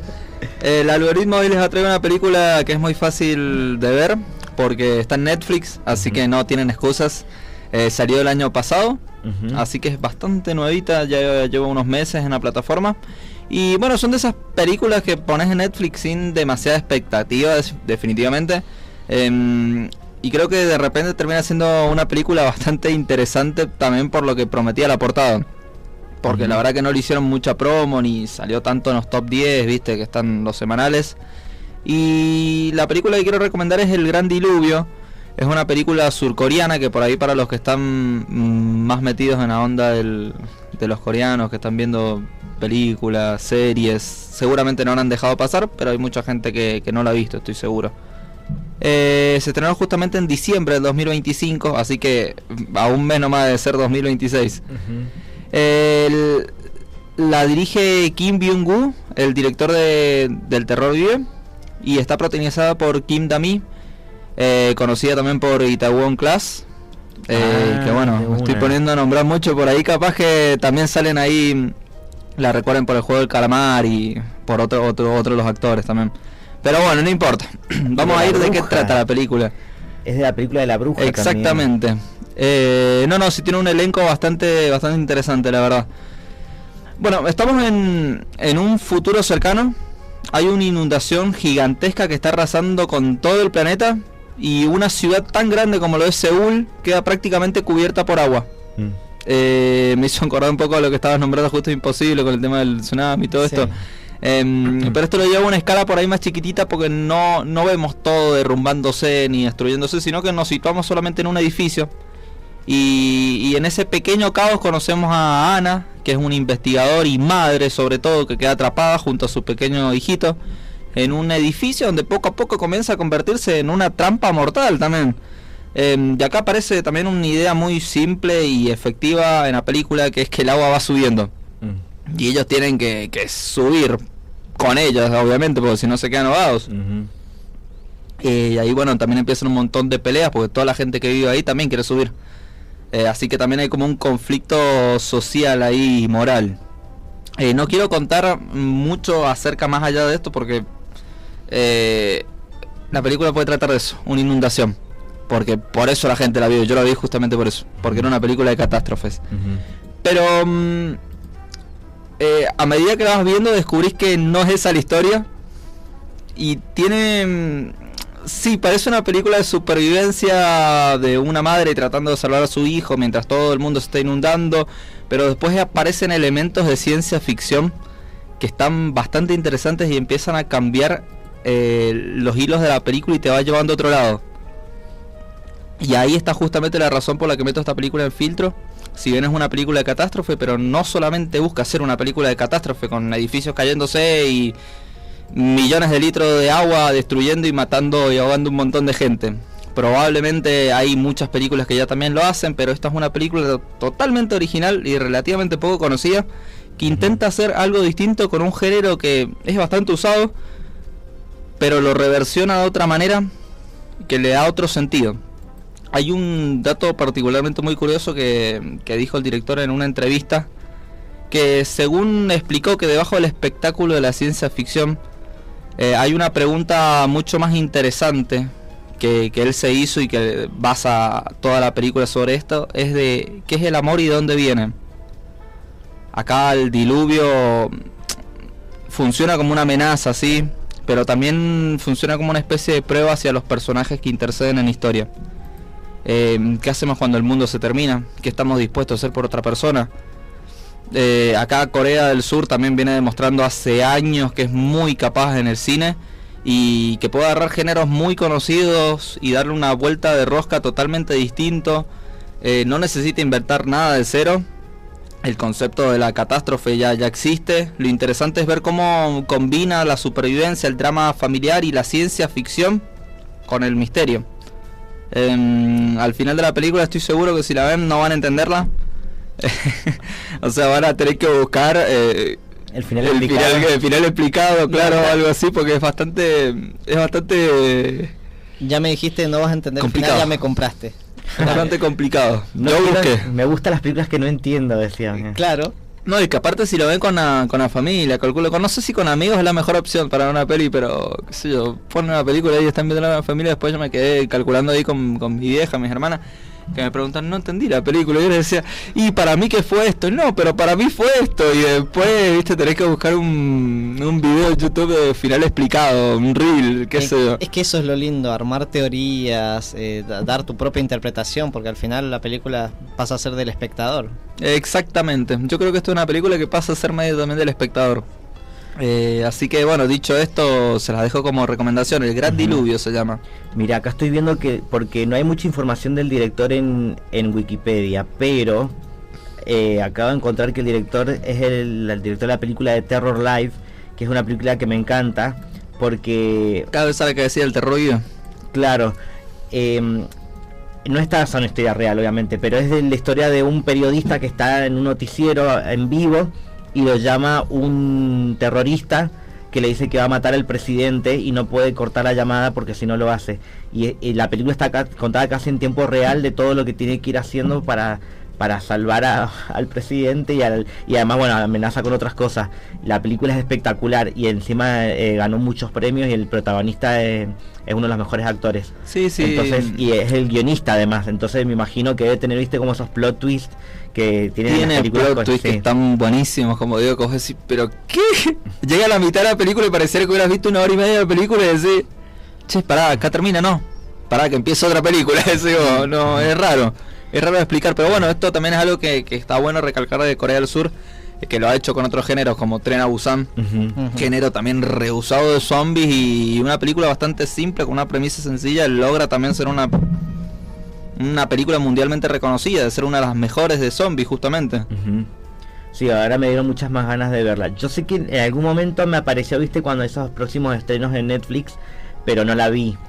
Sí vi que acá en Corea se estrenó en algunas salas el 18 de septiembre del 2025 y después llegó a nivel mundial a través de la plataforma en diciembre. Y por eso estuvo también en un par de festivales, pero me llama mucho la atención, tengo ganas de verla. Aparece también una actriz que la vi... Muchos van a decir, ay, ¿cómo la va a reconocer si son todos iguales? Pero la vi en una serie Pachinko.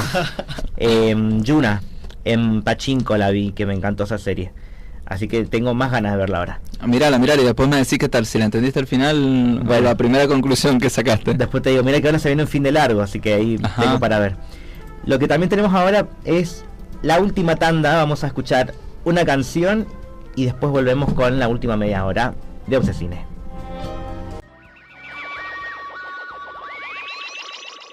El siguiente algoritmo genera como resultado una película.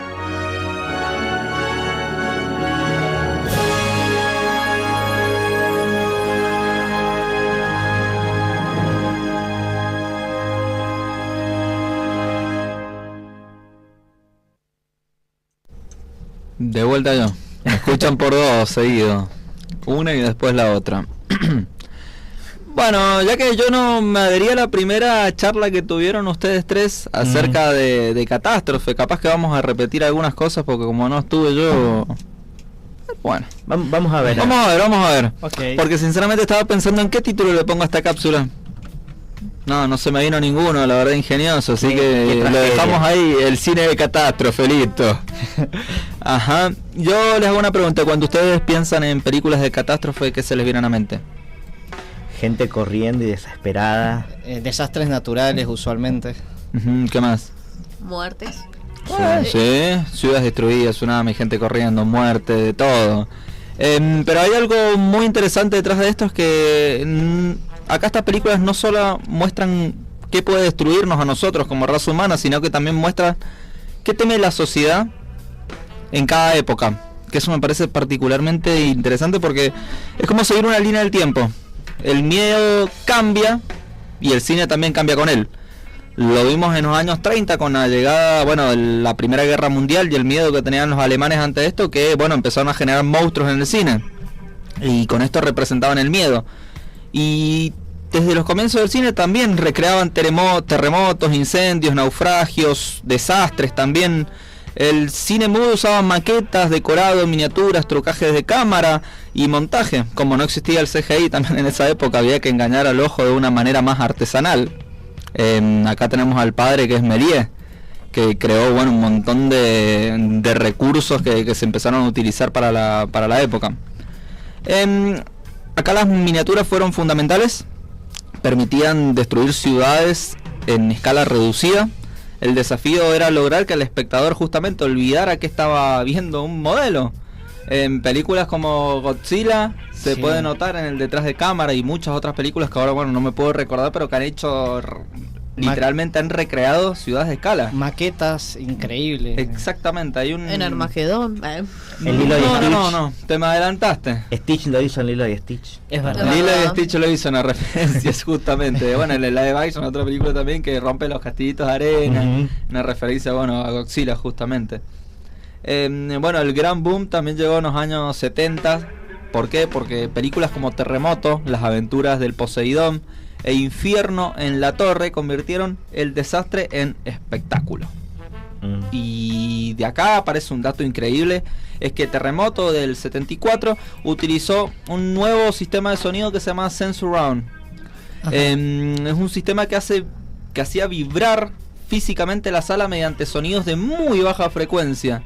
El cine acá no solo quería mostrar el terremoto, sino que quería que los espectadores lo vieran. Mucho de este avance tecnológico ha llevado a que tuviéramos hoy salas 4D que se mueven, tiran agua, todo para poner al espectador en otro tipo de situación, para hacerlo sentir de otra manera. Acá también los miedos también reflejan la historia. En los años 50, 60 la amenaza nuclear estaba muy presente, era como un peligro creado por el propio ser humano. Después llegaron los terremotos, los volcanes, incendios, accidentes tecnológicos también a medida que iban avanzando la tecnología.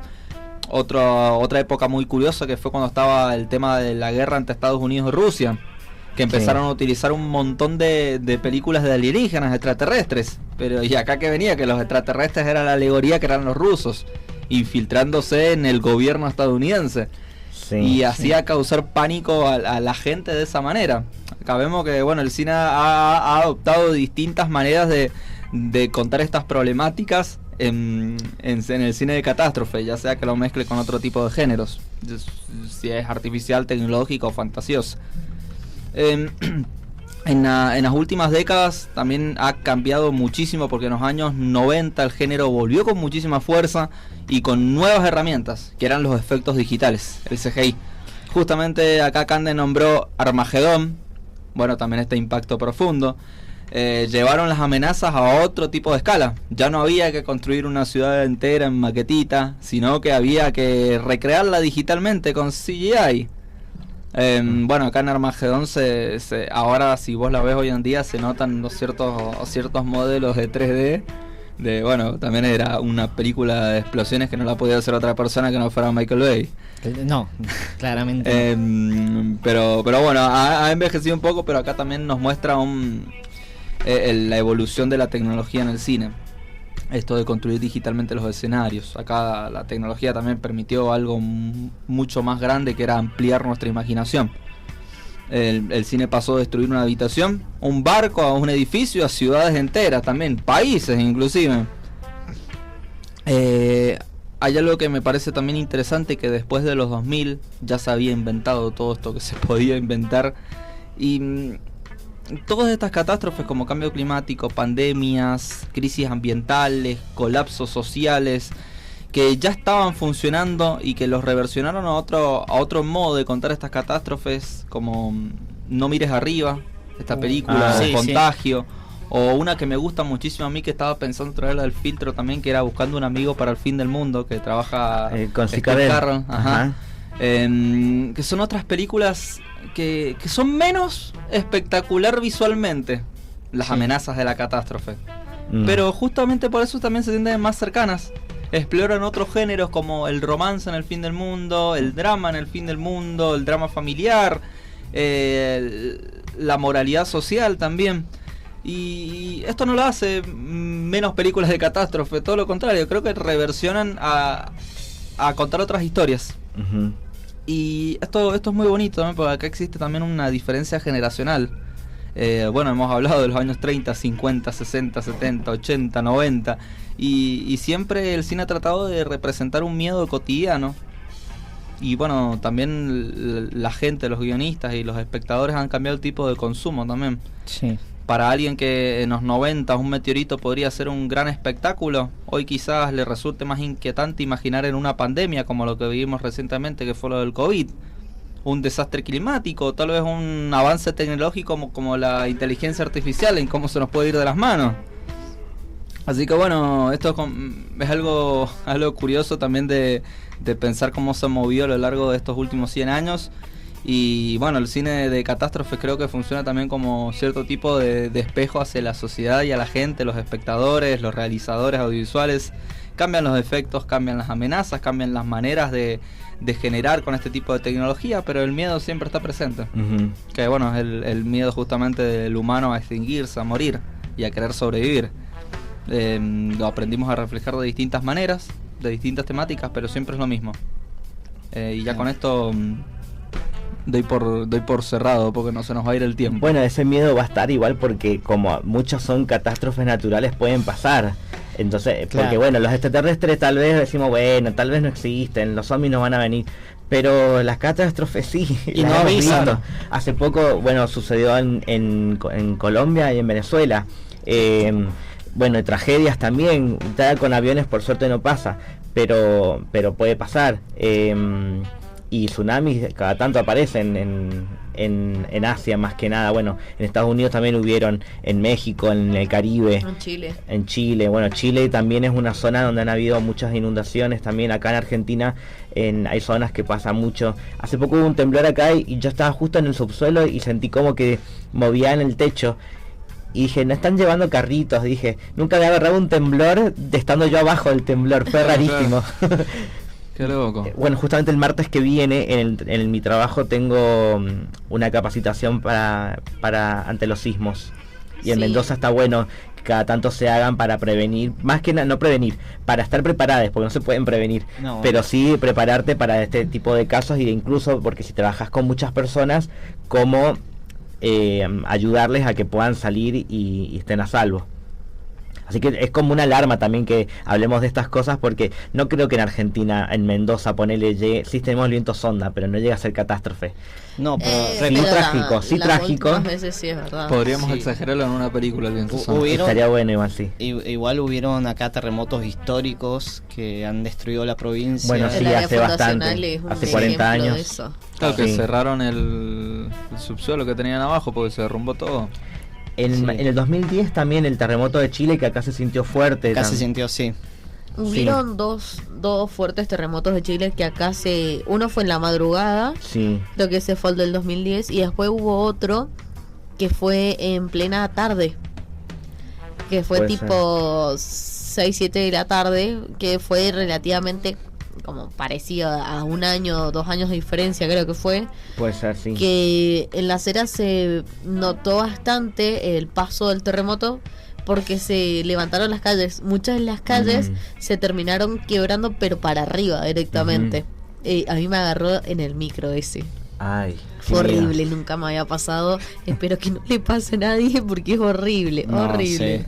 Pero lamentablemente de alguna forma nos acostumbramos acá y no corremos, que es lo que no hay que hacer además, pero sé que por lo menos yo cuando iba a la primaria hacíamos simulacro bastante seguido y sabíamos que teníamos que ir a un lugar abierto para que no, por el miedo que te caiga algo. No estoy en el ámbito estudiantil, pero creo que ya no se están haciendo tantos simulacros como antes. No tanto. En la facultad no se hacen nunca. A mis hermanas que están en la primaria, la otra estaba en secundaria, nunca, creo que y mínimo pocas una vez veces por mes. Mira, yo incluso trabajé en un hotel 5 estrellas y tuvimos la capacitación, claro. Y fue caótico porque eran muchos empleados, pero incluso hasta los bomberos me enseñaron a usar la manguera. Mira, yo recuerdo la primaria, era secundaria. Y sabes que me enteré de algo, que el agua que sale para apagar incendios es agua podrida. Ajá. Para no usar agua potable. Claro. Está bien. Tiene todo el sentido del mundo. Yo nunca le tuve miedo a los sismos, realmente estoy bastante acostumbrado. Pero sí me acuerdo de mi anécdota más ridícula cuando era adolescente, que llevaba toda la noche sin dormir, mi papá se había ido de viaje, eran las 5 de la mañana y empezó un temblor, que yo tenía una estantería toda de cristal y empezó No. Y me acuerdo que mi reacción fue sacar las manos por la ventana, con las rejas, todo, dije, y después de un segundo dije, ¿para qué estoy haciendo? ¿Cómo voy a salir por acá? Pero bueno, se me desconectó un ratito el cerebro y menos mal que no había nadie. Te creíste Spider-Man, digo, voy a Con mis manos acá van a saber que estoy vivo. Hola, rescátenme. Bueno, yo creo que ya podemos darle cierre al tema de hoy de catástrofes, principalmente porque dentro de poco vamos a hablar de algo relacionado, pero los temas de catástrofes quedan cerrados en el cine. Sí, bueno, nos tiraron en la tanda un spoiler que nos escuchó al aire, pero dentro de poco vamos a hablar de algo relacionado. Ya antes de irnos lo vamos a mencionar tal vez. Porque ahora llegó el momento de hacer el redondeo de actividades acá en Mendoza con respecto al cine, que tiene que ver con la agenda.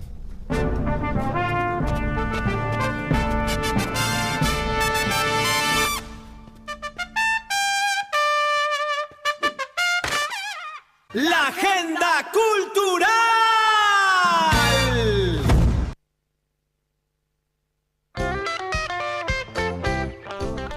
Antes de empezar con la lista de actividades, me había quedado con una duda, que es la de por qué los huracanes le ponían nombres de mujeres.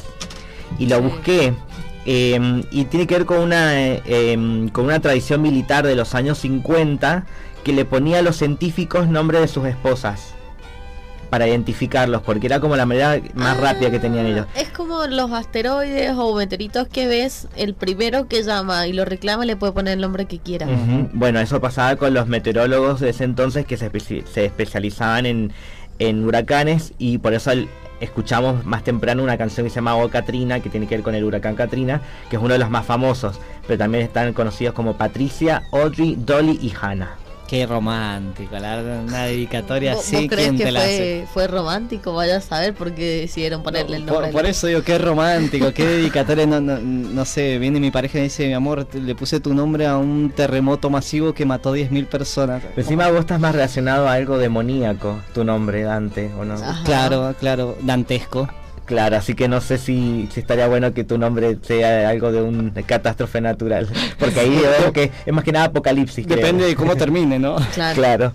Bueno, mientras se abre la puerta con un fantasma, vamos a empezar con la agenda de hoy, que son... Vamos a empezar primero con la nave, porque tenemos, y ahora se cierra sola, tenemos un fantasma en la sala. Se nos abre pero desde Por hace tanto una hablar de hora. catástrofes, ¿ven? Sí. ¿Ven lo que provocan? Bueno, el fantasma fue el año pasado, ya llegaste tarde. Vamos a ver la lista de películas de la nave Oncuyo, porque no es una catástrofe, pero sí es un blockbuster. La Odisea, que pueden todavía verla en la sala verde. Hoy es 14, claro, hoy es viernes. A las 18 horas, mañana a las 20:30 y el domingo a las 18 horas también. Hay más horarios, pero ya saben que tienen todavía estos días para seguir viendo la Odisea en la nave Oncuyo. Y también está en cartelera Obsession. Sí. Que hoy a las 21:30 tenemos función, mañana a las 18 y el domingo a las 21:30. Y asimismo también sigue en cartelera Gioia Mia, un verano en Sicilia, que es la última función este sábado a las 18:30.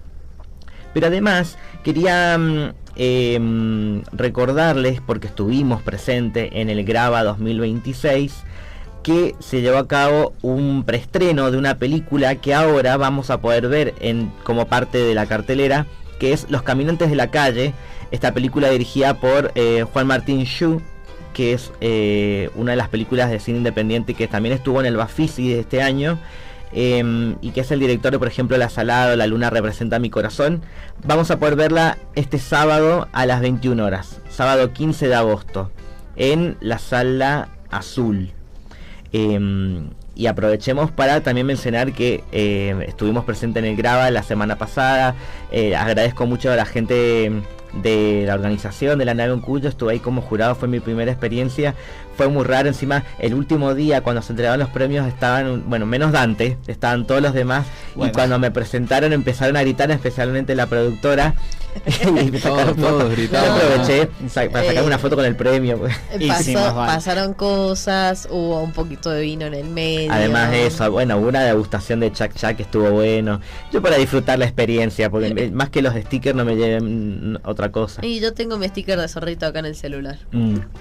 Bueno, hubo una feria de stickers, estuvo re bueno. Ahí empecé a seguir por Instagram a ver cosas que me gustaron. Y bueno, sobre todo ver gente que le gusta el cine hecho acá en la Argentina. También había estado la competencia Argentina-Chile, pero digo, producciones locales o más traídas a historias que tocan lo nuestro, y que todos eran cortometrajes, entonces se veía mucho esto del espíritu del estudiante, de amateur, y cosas muy interesantes. Además que también estuvo la competencia de micrometrajes dentro de la programación, y que el lunes pasado le dieron espacio no como parte de la programación, sino como parte de la cartelera de la nave.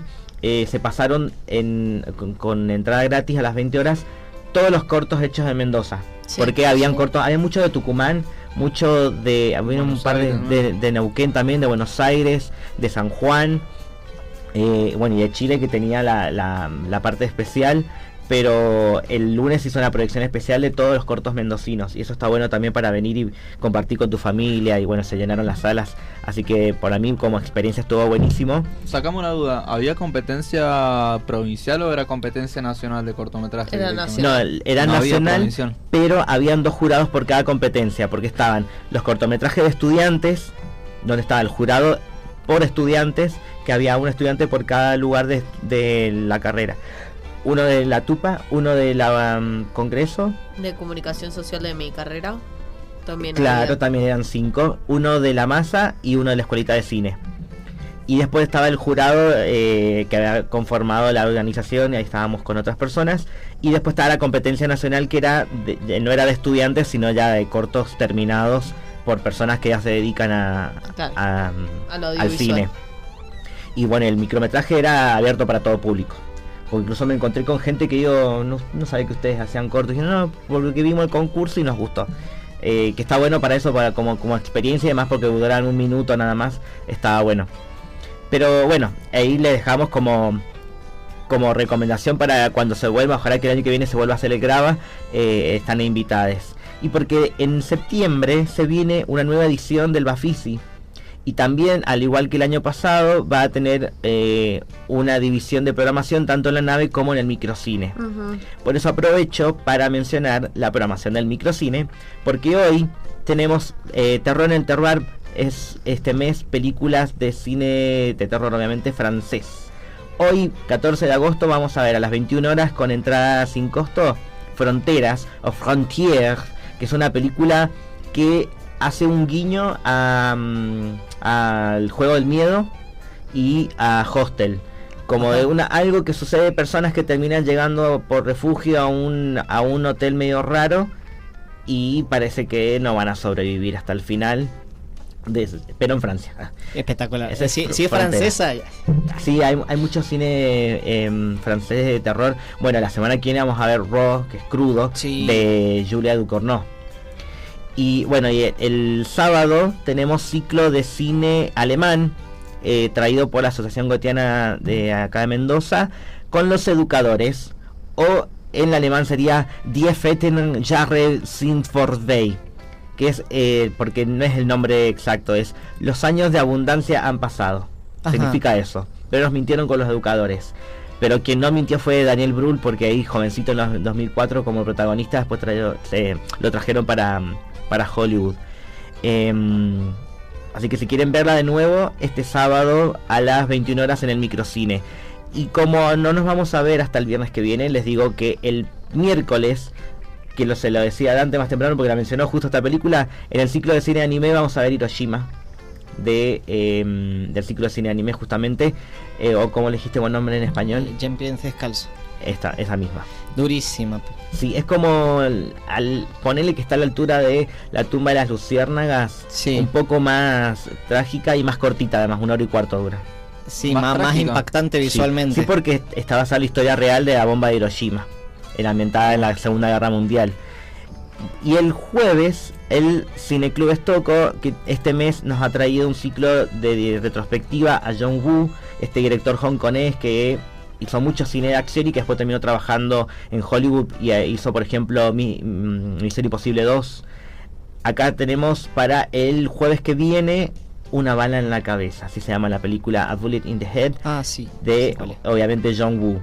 Es lo que queda de ahora porque, bueno, y después del viernes que viene les puedo decir que se viene porque se vienen cositas también. Eso es con el microcine, pero para ir cerrando, nos vamos preparando porque también se vienen otras cosas que tal vez no tienen relación directa con el cine ni con Obsecine, pero probablemente Obsecine meta la nariz ahí con, por ejemplo, el Mendotaku, 14 y 15 de noviembre. Todavía no decimos qué, ni cuándo, a qué hora, pero de que queremos estar ahí, queremos estar. Y lo mismo con la Feria del Libro, porque este año ya tiene fecha y va a ser del 1 al 11 de octubre en el Le Parc. Así que prepárense porque bien. Tal vez Obsecine también meta la nariz ahí. Pero sobre todo, algo que va a pasar en septiembre, además del Bafisi, es que el 13 de septiembre en Maipú se va a llevar a cabo la MaipuCon. Ajá. Que sería como el PowerCon pero en Maipú. Y que pone en la cartelera, se ve ahí a Superman, a Darth Vader, a uno de los personajes de Five Nights at Freddy's, eso se llama. Ajá. Bueno, no sé, de videojuegos. Freddy debe ser. Y la chica de Demon Slayer, que nunca me acuerdo el nombre, que tiene la boca tapada. Nezuko. Bueno, van a haber stands, pasarela de cosplay, food trucks, karaoke en vivo, torneos de videojuegos y muchas sorpresas con entrada libre y gratuita. Nos mudamos a Maipú, gente. Esto se va a llevar a cabo, a ver en qué parte, porque no sé en qué parte de Maipú. Lejos. Pero hay varios espacios que está bueno para hacerlo. Pero bueno, ya cuando estemos más cerca de la fecha lo vamos a ubicar. Acá está, mira, el Auditorio Municipal de Maipú, el Mariano Cantero, que de paso lo mencionamos como homenaje, por tal vez por eso lo hizo nuestra productora, que escuchamos Enanitos Verdes más temprano. Sí, está muy bueno ese lugar. Yo fui y es hermoso y es muy espacioso, así que para este tipo de actividad está buenísimo. Y tal vez estemos presentes ahí, si entrada gratis podemos ir. Claro. Falta mucho para el 13 de septiembre. Lo que no falta tanto es para el viernes que viene, porque esto no es chiste.